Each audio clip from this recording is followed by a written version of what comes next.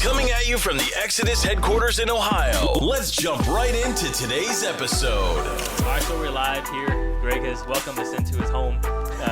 THP headquarters. THP headquarters, that's right. Yeah, we definitely appreciate it. We drove over here in a couple thunderstorms, made it here, and it's turned out to be a nice day. But we're here to talk about trail cameras, how you guys use them, and I think you guys kind of have the best of both worlds in that sense. Like, you guys are able to go to different pieces of the public, scout it, whether it's digitally or on your, foot traffic, walking it, or using trail cameras to help as well. So we, I guess let's kind of dive right into, you guys are Iowa residents. Yep. And you guys obviously run cameras in Iowa. Do you just want to touch on how you run cameras in Iowa? I know that's a very broad topic, but I have a feeling it's different than versus if you guys are going to travel somewhere for a week or two or 8 days. Yeah, Sure. it definitely is. We kind of lump them into two categories, like short-term trail camera strategy and long-term trail camera strategy. And as you know, most of the ground we're hunting is public, but not necessarily all of it. Occasionally we use the same strategy on private land. It's when it comes, and that's the sort of differentiation. People are always trying to separate the two, public and private, but the reality is a deer's out there and it doesn't know whether it's on public land or private land. It knows where people are and where they're not. So you're always monitoring pressure and trying to, set up based on the intel that you get from that. But anyway, short-term trail camera strategy, long-term trail camera strategy. The long-term stuff is where we seem to learn the most, and we do a ton of our scouting during the summer, like boots on the ground scouting. And when we're out there, we're diving straight into the middle of bedding areas, and we're finding setups. We're dissecting whole sections of ground at times, right now, because we're turkey hunting all spring. Ideally, we'd do this in the spring, but we're turkey hunting all spring, so just by default, we end up scouting a ton during the summer.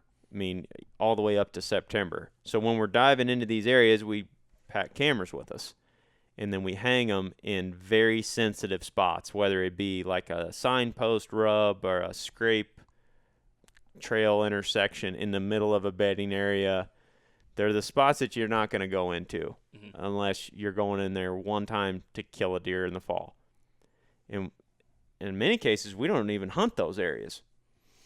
We'll just leave them there. Yeah. We'll just leave them. Or hunt somewhere close by, like the Buck Museum. We kind of hunted the periphery of that area, but never actually got into where the camera was at. That's true. Yeah. So you're just seeing, obviously, solid bucks in the area, and then you left that camera to soak until after the season? Yeah, or we weren't even validate. seeing bucks. We just found sign, and it was – we scout so many different bedding areas, whether it's public or private, across the board. We're always looking at new stuff, and it's very hard to dissect everything that's going on in that section in one season. And especially when you're being careful with your pressure. That's why we try to learn as much as we can from the first boots on the ground session in there, but then stick a camera in there and let it soak. And that's where we get real excited about the long-term strategy. And it's hard for people to do that because they want to check their cameras all the time. But I'm telling you, the stuff we learn from those cameras that we leave from August to December or January, I mean, we even set them up in January and leave them until May sometimes and learn interesting stuff about how the deer transition from winter patterns to spring patterns and different food sources that they use and so on and so forth. You just learn so much when you can leave it there in one of those locations where the deer are spending a ton of time in daylight. You get to see what time of year bucks were in a bedding area, what, bucks are in the area, obviously. What bucks made it through the season what bucks after made the gun it through, seasons are over. Yep. And what food sources are hot at a given time. Your scent sits there in front of that camera for 7 to 10 days or whatever. I don't know how long it is. But then after that, especially if you're on private land where you can control the pressure, you're learning all this valuable data about the bucks and the bedding area that you scouted throughout the course of the fall. Mm-hmm. Like you just have this thing that's collecting all this stuff all the time. and it's going to do a better job without you messing with it. So we've had a lot of good examples of that over the years where we've got pictures of bucks on one of those long-term trail camera sets. One fall, went back to the same location the next fall, and we're able to set up on that movement that we got off the camera, maybe even set up on that specific buck, you know, in that same time frame that you got him on. I mean, when we had it in the museum where we had it over the signpost rub, that was awesome data because it was right in the center of this bedding area. And it was almost where we would set up to hunt it. It was, I mean, we probably wouldn't go quite as far in there as where the camera was set up, but we would get within sight of that camera. And there was a 2-week period where we had a mature buck in daylight on that thing almost every single day. Yep.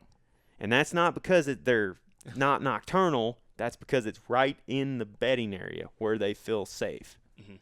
That's my opinion. What was that 2-week span? I'm just curious, to where the majority of that traffic was daylight in that bedding area. It was late October. Late October into the first 10, 12 days of November, something like that. But there was one buck in there that was on there more than the rest of them throughout the whole fall. You know, and granted, this camera's set up over a signpost rub, so it's something that's going to obviously get more traffic as the rut comes in. If you have it over a trail intersection of some kind, maybe a scrape or something like that, you might see slightly different activity. You know, the camera's only going to pick up so much. But when it's sitting there over the course of a year like that, and it was neat to see, like when we got to this signpost rub, this thing is just shredded on all sides. It's one of those classic rubs, you know, that you just get real excited about when you find when you're scouting. But the biggest buck in the area might have rubbed it like twice. The big 8-pointer? Yeah. Yeah. If I remember right, is that correct? I mean, he didn't rub it very many times.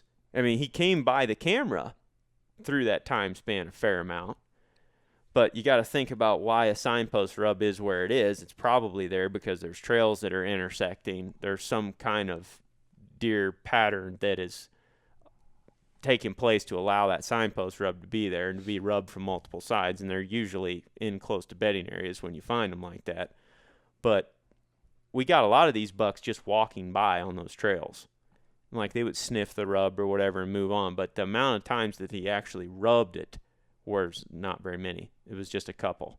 And he actually rubbed it. There's 3 pictures on the camera where he's just smoking this thing. He walks up to it, and it hasn't even been worked yet. This is like October 25th or something. Hasn't even been worked real heavy yet.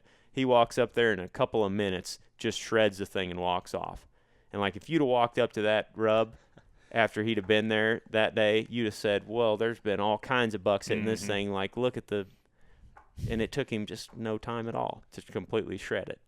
And then he didn't come back to – I mean, well, he came back to it, I should say, but he didn't rub it after that, I don't think. That's interesting. Whatever happened to that 8-pointer? He got killed by another hunter. Yep. But it was later that season. fall. Yeah, later that fall. We had multiple encounters with him and saw him a bunch of times in that area, having never checked the camera. And Jake killed a mature buck in the same area, right along the edge of that bedding area with a gun. Yep. First day of gun season. And like that was the first time we'd seen that buck. But that buck had been on that camera. Oh yeah, that buck times. was on that camera a ton. You know, so it was. We weren't using the camera so much to try to pinpoint in this particular instance, and I want everybody to know, like every single one of these is different. Every setup situation, every one of them is slightly different. In this particular instance, we had no idea what kind of bucks were in the area. We just knew that there was tons of big buck sign in that bedding area, so we were hunting around the edges of it, and we saw most of the bucks that were on that camera. Almost all of them. And a handful of hunts in that bedding area. And then once Jake killed that buck, we went in there and pulled it, and we're like, oh, yeah, these are all the bucks we've been seeing. Got it. Has there been that much sign year after year, or hunting public, does the pressure change? It does. Some of those parcels, from it year does, to year? but some spots are good more times than not. Where some spots are very, very seasonal, where they may only be good 1 out of every 4 years. It just depends on the situation. Like, for example, if this year we get a ton of acorns, white oaks specifically dropping, there's a handful of bedding areas in the white oaks that I would want to hunt early October. And you may have a fall where those open white oak ridges are just torched with sign. I mean, rubs, scrapes everywhere. And then you go back there the next year and it's a complete ghost town. Well, there's no white oaks falling.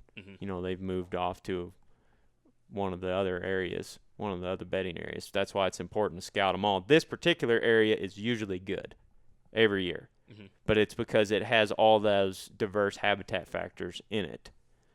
You know, it's got thick cover. It has multiple habitat types existing in a relatively small space. It's got oaks, acorns, ag on three sides of it. So depending on what the deer's feeding pattern is, the thickest security bedding area is still this one in most of those situations. We talked to a lot of people about that too. If you're hunting in a big timber setting where you don't have all that diversity in one spot, they're going to move around more than they are on these areas. I mean, in Iowa, we're lucky and we have a lot of those types of areas that just have massive amounts of diversity in there. I mean, it's hedge, locust, oaks, creek bottom with water, little pond, marsh. All that's like right here in a 30-acre spot. And if people don't go in there, they'll just live there until they die, you know, because they don't need to go anywhere else. They got 40 different kinds of food right there and water and cover. That makes good sense. I know Chad always complains about deer being nomadic in southern Ohio in the big wood situation, so that does make sense. So I'm sure a lot of people are wondering, if you're putting cameras out for the full year, how many, in your experience, how many are getting tampered with or stolen, or have you guys had a pretty decent track record of things not getting tampered? That particular camera, I think, got one incident of hunters walking through. Didn't mess with it. If I remember right, you guys positioned it high up in the tree. Yep. So it was less obvious. Let's see. The ones I've left out long term, haven't had any issues with them getting stolen. Yeah, and I have a few times, but those tend to happen on the short-term trail camera spots, which we'll talk about in a minute. The theft goes down whenever you put them way back in those super secure areas that are hard to get to or that people are overlooking in the first place, where the bucks live a lot of times on public land, because they're not going to live in a spot where there's a lot of people hunting. And then, like Greg said, we put it in the tree with a stick, and we kind of hid it up there in the tree 10 feet off the ground, or 10 feet off the ground, pointed down at that rub. And those guys that we did get pictures of that were hunting in there didn't even look up at the camera. I don't think they knew it was there. Nice. I think they were just walking by it. And it's locked to the tree that high with no stick. So you either have to have a climbing stick with you and something to cut the lock to get it off of there. And those cameras don't get stolen very often. It's the ones that are in obvious places, and they're ground level. Yeah. And to be honest, the lock helps, but if they want it, they're going to get it. Like, they're going to tamper with it. I've had them a couple years ago. I had an old camera. I don't even remember what it was, but it sucked. And I had it up on this tree, and somebody got in there, took the card out, and then they snipped the wires. Oh my gosh. So that the camera wouldn't work.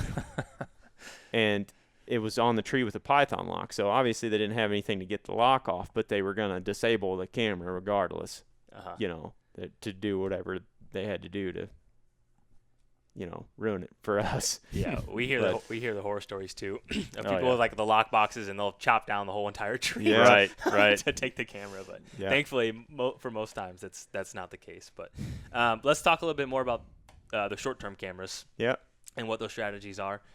Well, this pertains more so to public land, or can pertain more so to public land or heavily pressured areas, because the short-term cameras are usually the ones that we put in the blatantly obvious spots. Like I said, these are the ones that do get stolen from time to time, but that's because we're putting them on the edge of a field, you know, 200 yards from a parking lot on a scrape or something there, and we're trying to get pictures of, bucks using that scrape at night, because those deer will still come out there at night, even though it's really close to the parking lot. We're trying to get pictures of just bucks in the area, because we've already scouted the bedding way back in there, where maybe one of our long-term cameras is sitting at.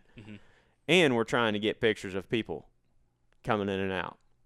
And we'll put those on kind of gateway trails or something that's leading into a thick area that's not as intrusive. It's not an area that we're going to hunt. And we'll check these every week, every 2 weeks, because those deer aren't going to, the big bucks aren't going to show up on these things during daylight hardly ever. There's so much human scent around, but with that said, they still adapt to it and they still use the area. Otherwise the sign wouldn't be there. They're just not bedding close enough to it. They're not using it during daylight because of all the human traffic.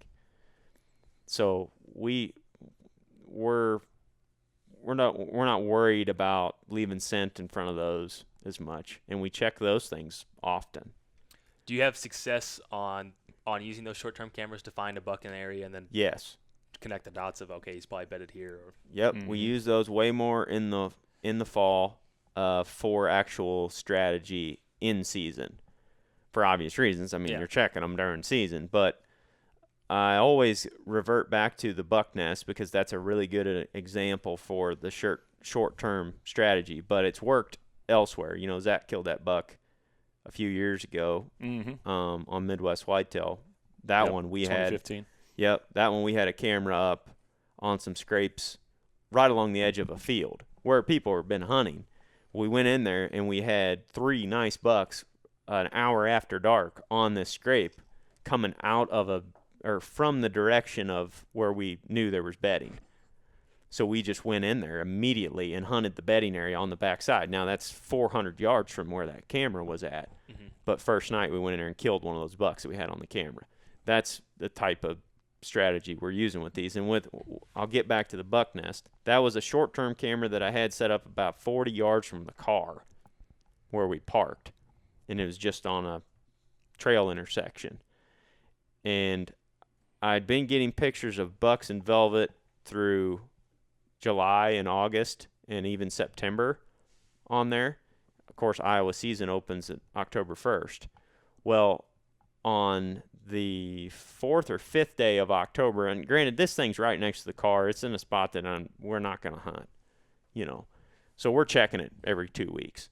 We went in there to check it because that's what we were doing, just kind of circling our areas early October and checking all those short-term trail cameras. Went in there to check it. Hadn't been a mature buck on it for 3 weeks in late September and early October. Now, I've been getting pictures of all these velvet bucks, and you constantly hear people talk about that, like, oh, the shift and all this stuff. Well, the deer's absence on the camera told us just as much as if they were on it. We've been getting pictures of them for 2 months straight. All of a sudden, last 3 weeks, they haven't been here. And that just initially made us think, me and Zach were like, well, they're in that back bedding area that we scouted, 2 summers back. That's probably where they've moved to, and that's why we're not picking them up here. They were in these bedding areas around this front field all summer. That's why we were filming them and seeing them and getting pictures of them here. They've just moved. So we dove in there the next evening, went all the way back to that bedding area, and we saw every one of them. We had 5 or 6 nice bucks in velvet on that camera. I think there was 4 mature bucks, and in one night we saw them all. But that was 500 yards from the camera. And that, like I said, that's just what we're just relating it back to bedding that we've already scouted, whether they're there or not. Sometimes you get surprised by short-term camera too. I'm thinking one that I had just a couple hundred yards off the road last year in a spot where I had the encounter with the buck with a longbow. Oh yeah. Yeah. Had the camera there, and just wanted to see what was in the area. Then I started getting pictures of bucks in daylight. It's like, oh, I need to be hunting this, even though it's in a fairly obvious spot, even though it's close to the road, easy to access. I took advantage of that short-term information by going back in there and continuing to hunt and have encounters with bucks. And that was in October. That was October. And hunting pressure is fairly light then. So, Right. like, when you go to these cameras, is the same thing with that buck Zach killed that I was talking about a few minutes ago. We expected people to be on it. We went to that camera, and there hadn't been anybody in there for, like, 2 weeks, and we're getting all these pictures of these bucks. Now, granted, in this case, they were at night, but still, we know that they're using the bedding areas not far from there. It's the same difference, you know. You see that often on short-term strategies. If you all of a sudden you set it up in what looks to be a high-traffic area based on sign, and you're not getting any pictures of people, and all you're getting pictures of is bucks, and don't overthink it and hunt it, you know. Yep. And that spot was good until I started getting pictures of guys on the trail camera, and then there was obvious foot traffic there, and then the pictures pretty much dried up. Daylight pictures dried up at least. So then you know it's time to either to dive in farther or move on to another spot. Yep. That makes sense. Obviously, that's probably dependent on how big the parcel is a lot of times. Like from Illinois, there's a lot of smaller pieces of public, and then there's giant pieces as well. So I'm sure that correlates to if you can go in deeper, if it's even possible. Right. Yep. But Yeah. the small ones are great too. Small ones are awesome. Same as the big ones. They're just a little bit different. It all relates back to pressure and human scent. And that's what, like, I've going back to that private versus public thing. That's what we see when we go and do all this consulting on private land everywhere. It's so much easier to figure out than the public land that we hunt, because we know where all the pressure is. We just tell them, like, show us where you go, where you drive, where you walk, where you hunt, you know, how you hunt, and it's easy to put together where all the human scent is laid down and then figure out where the bucks are at.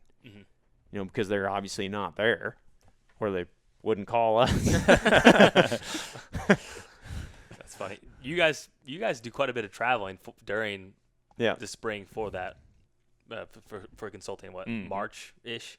Yeah, February, March. Got it. Right before turkey starts up.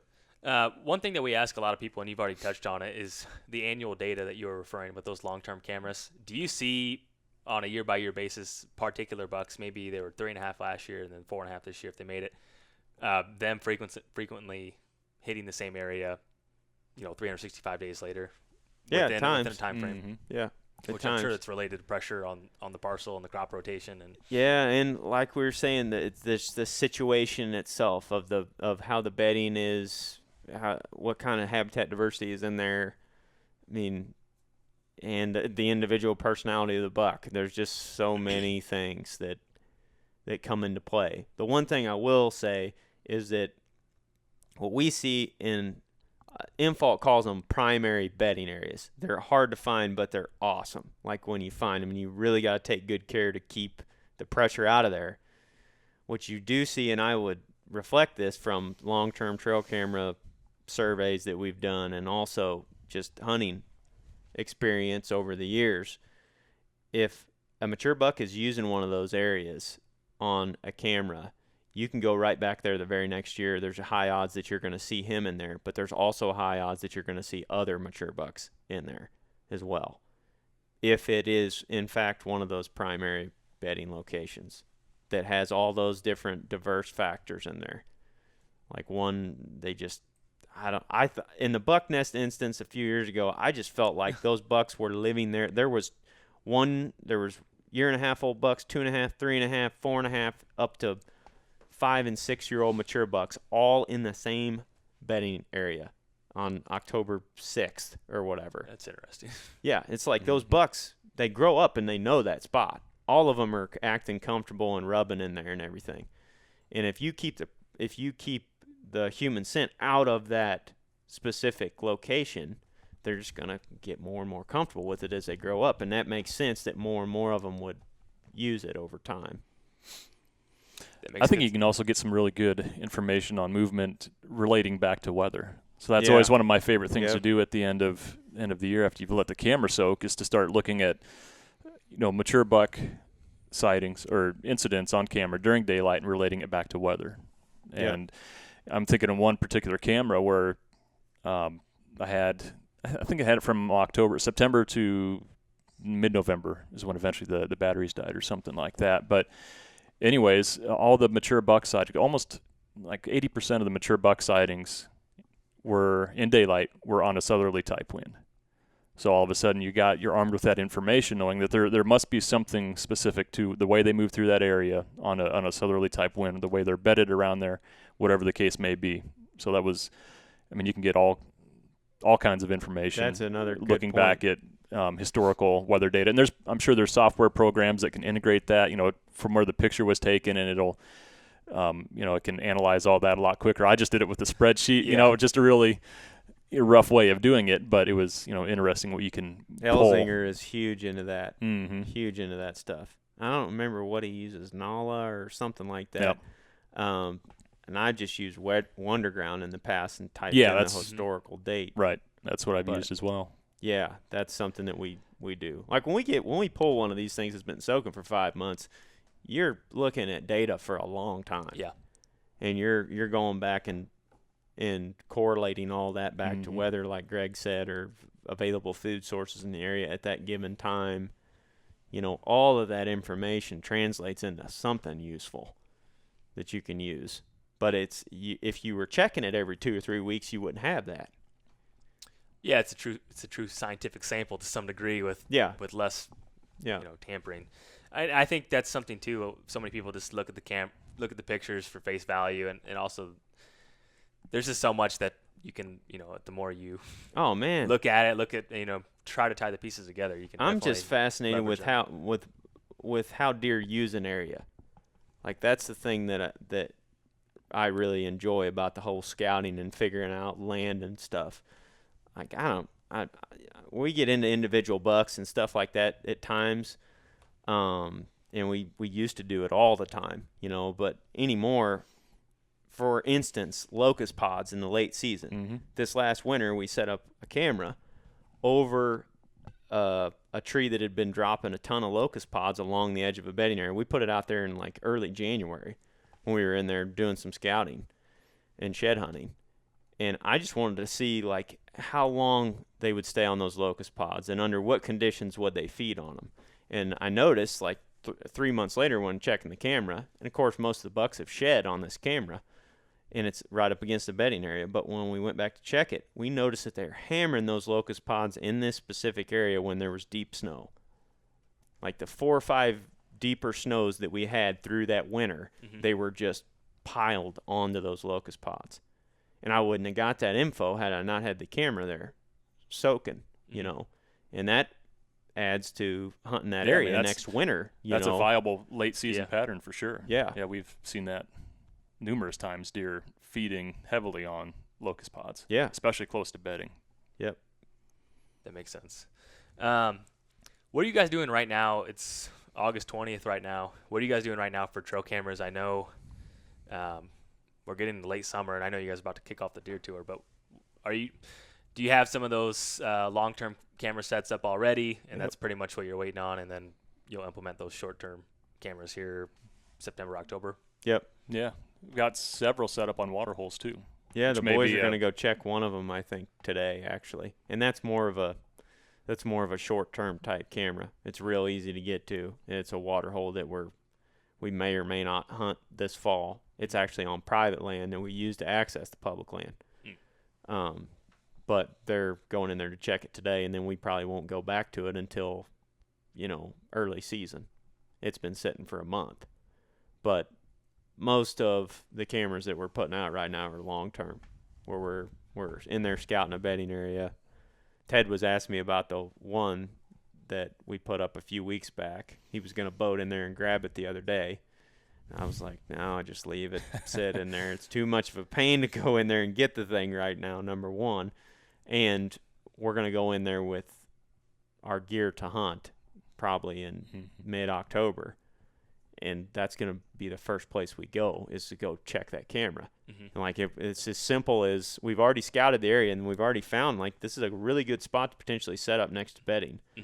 So we're just going to walk in there and pull the card, and it's overlooking the 2 trails that you're going to be shooting too. In this instance, like we're going to set up 15 yards from this camera if there's a good one on it, and he's using it in daylight obviously. but we put it in the location where in this situation, that's why I said it, every situation is slightly different with cameras. That's a great thing with cameras is you can use them for a bunch of different stuff. If you open your mind to it, you can really unlock a lot of info instead of just trying to get pictures of deer. Mm-hmm. In this instance, it's at the tree that we picked to set up on the edge of this bedding area. It's about 80 to 100 yards from where a lot of the beds are that we found. And it's a safe one. We can get to that camera without blowing the bedding area. If we get there and there's a buck leaving it, we're going to set up in the tree that we've already determined is a good spot and pull the camera. And then hopefully shoot a buck in that same hunt. Yeah. If we get there and we don't get the intel we want off the camera, we're going deeper. All the same pieces go deeper. Potentially, we're going deeper, or we're going back out and we're going to the next location. But it's bouncing around. So all the time. How close are you guys boating into that one? The boat is 100 yards Yep. from the camera. But see, that's the nice thing. With the boat, you can do that 4 or 5 times down through there. And you can just go from A to B to C to D until you get what you're looking for, either on the camera or by your boots on the ground scouting. It's all comes together, but I guess the common thing that we're always doing is trying to be as efficient as possible with our scouting and with the information that we're gathering. That makes sense. Yeah, I suppose you can cover a lot of ground if you're parking the boat, walk 100 yards, don't see anything. You're not leaving a ton of scent. No, I mean, some obviously, you're not but leaving a ton of scent. Not a ton. It's fairly easy once you get it out there, and then all you have to do is sneak into that camera, because it's in the setup spot. Other spots, though, like I said, it's in the bedding area. Like it's in there right where they live. And you ain't, if you go in there to check that thing and you look at it and you're like, oh, I got all these bucks on, on camera at 3 in the afternoon or whatever, and you pop up over it. Well, you just blew all those bucks right out of there. Yep. Do you guys use cameras? Walk me through your camera strategy on the deer tour. I know a lot of that is get in, get out. You're not there for a long time, but if you guys use cameras on there, how do you use them? And if someone else was traveling out of state for 7 to 10 days, how would you suggest them to use cameras? Well, we're employing short term in a lot of those spots. Go ahead. Yeah, I mean, you could set them up. I mean, it's just an extra set of eyes, really. Yeah. You could, if you're wanting to cover a field, seeing if there's deer coming out there, use a time-lapse feature. You can set them up on scrapes. I mean, there's just a lot of information you can learn.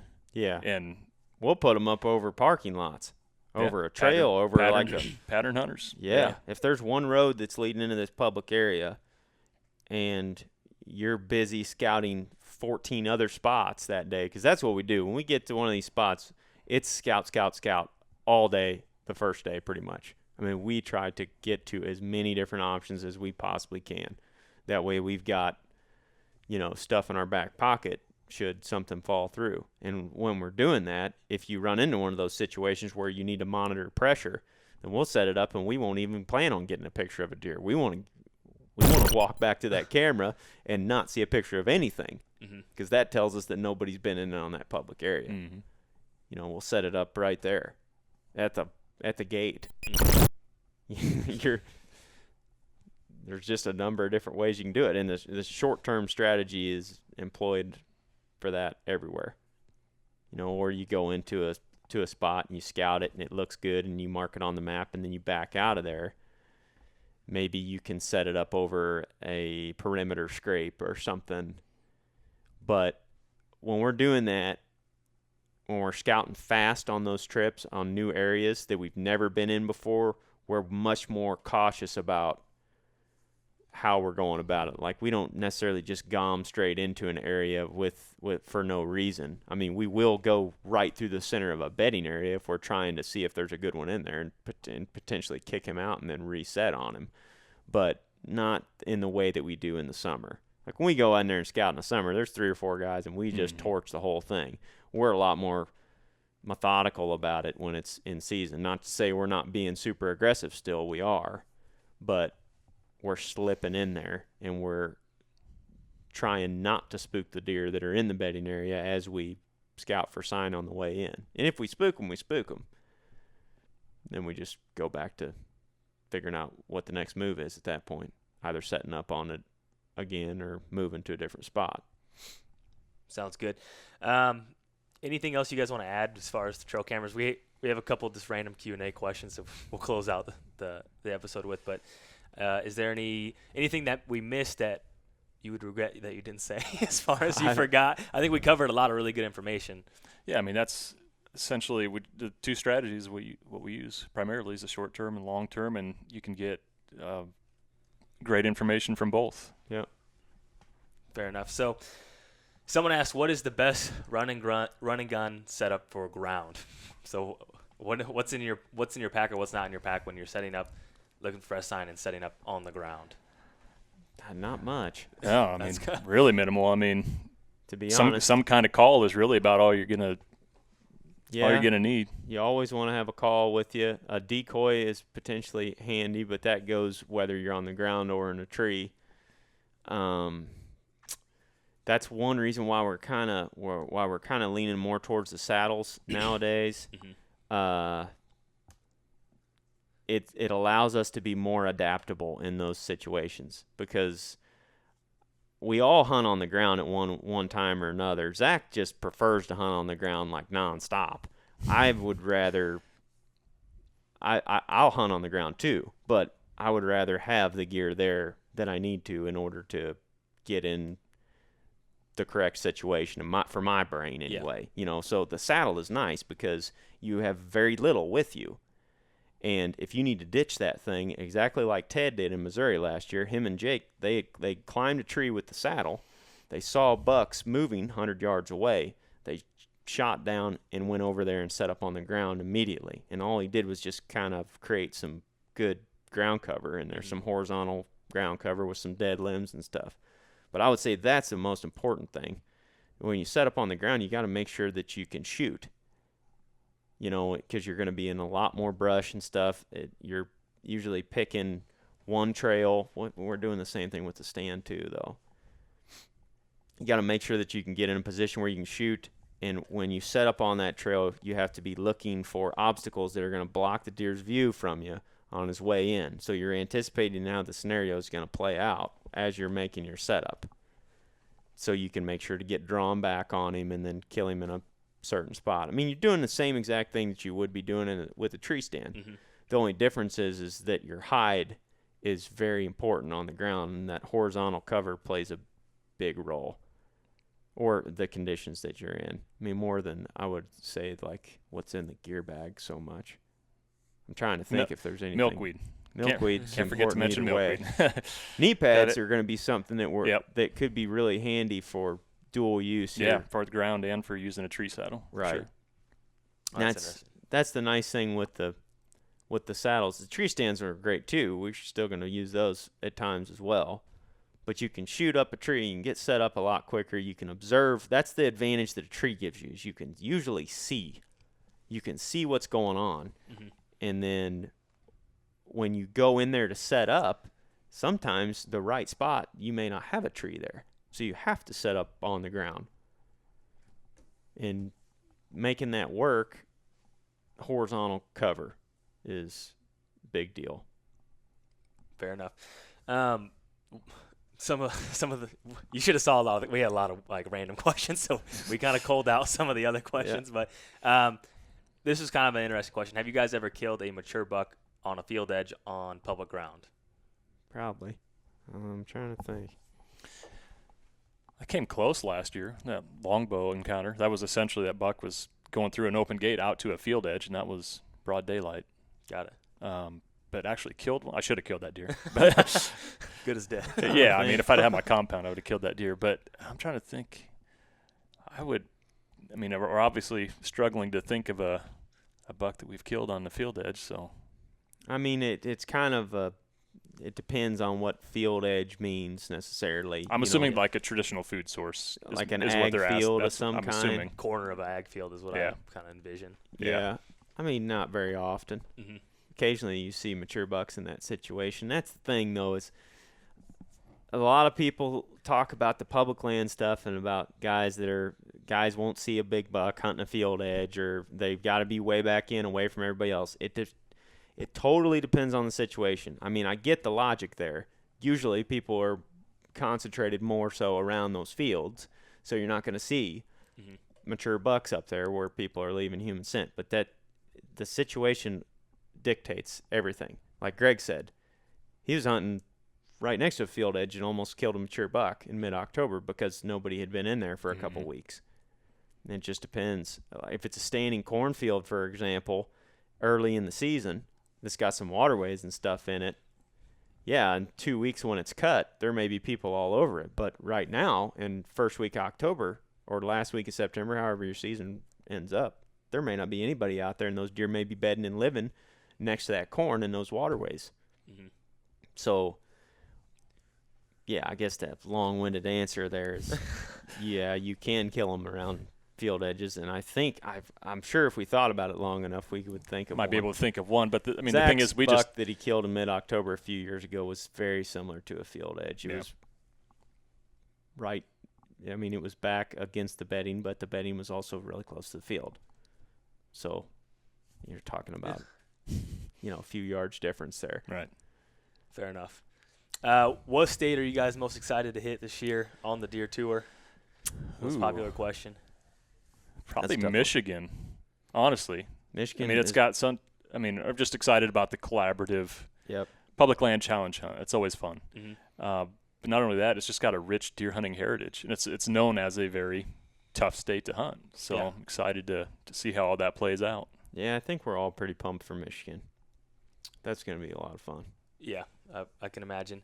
There was one other pretty general question, but what is your guys' – if you guys had to kind of boil down a week or a time of year, what is your favorite time to be in the whitetail woods?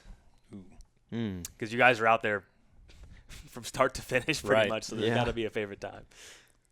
Well, there's pros and cons to all of it. It really is, yeah. I mean, there's the first week of the season, all that build-up of anticipation of deer hunting. You're out there hunting. We're generally hunting velvet deer. Yeah. I mean, there's excitement there. If the weather's nice, it's awesome. Last year, Kentucky. That's a hot one. 91, 92. Like, yee-haw, boys. I don't know. Then you got something. We're going to have to rush it out of here. Yeah. Late October. I mean, it's kind of the same anticipation. It's a great time to catch mature bucks up on their feet before a lot of that hunting pressure comes in November. So there's some anticipation there. I don't know. It's hard to pick. I like October. Last week of October. I would say the whole month is pretty great. I love that time of year. The weather's usually really nice. There's not a ton of people in the woods yet because everybody's saving for their rut vacation. And we just see the biggest bucks in that time frame.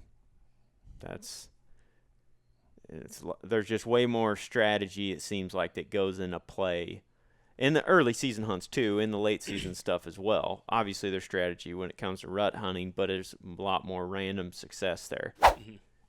You're just putting your time in at that point. I shouldn't say it that general because there's nothing general about it. Don't take it that way. But October is pretty great. Well, cool. I think we covered a lot of good stuff here, and we appreciate it a ton. Yeah. We'll link to your guys' stuff. I'm sure most people can find you naturally through the suggestions on YouTube if they're interested in hunting. But nonetheless, we'll definitely link to you guys, and I can't thank you enough for sitting down. Thank you. Thanks.